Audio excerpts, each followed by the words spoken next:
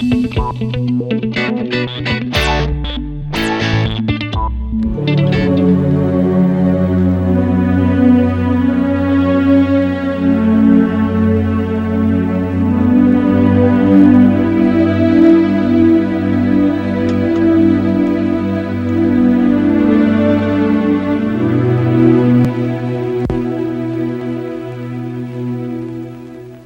tumawag si Eric mamaya, pakisabi mo nga sa kanya na hindi siguro makakasama sa pag-badminton.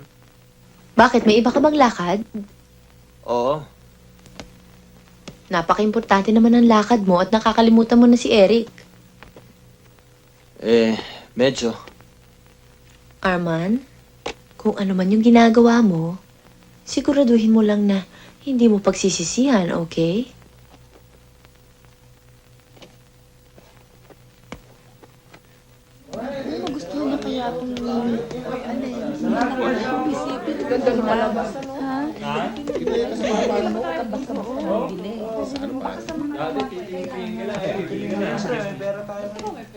Saan ba yung tindahan sinabi niya magkikita kayo?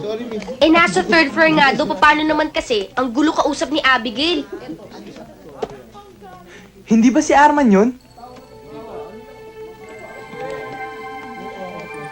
Sino yung kasama niya? Kilala mo ba yung babae?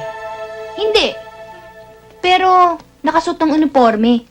Siguro tatrabaho sa mga shopping center, sa mga tindahan doon. Pero alam mo, noong pa man ha, nagtataka na ako kung bakit naman kasi pinakasalan mo pa yung lalaking yan. Alam mo, kung talagang mahal ka ni Arman, iiwanan ka ba naman na pagkas babalik-balikan ka na lang niya?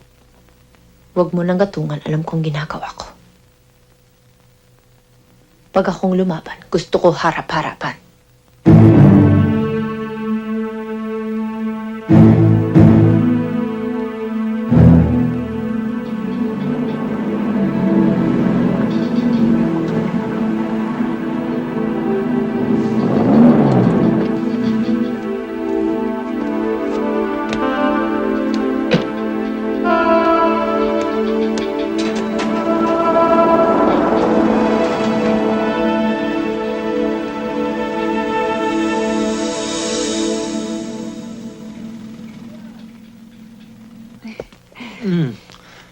Hindi na ako magtatagal.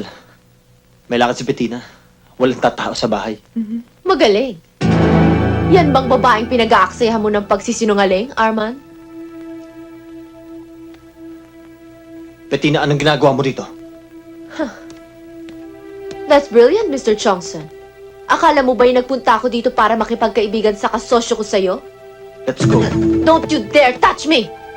Ikaw, ano ba talagang plano mo? Gusto mo ba tuhugin ang lahat ng lalaki sa pamilya ko? Sumpa ka ba sa buhay ko? Tama na! Talagang tama na.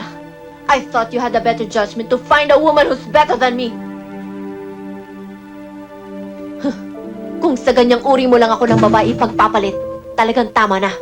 Napakababaw ng pagkatao mo.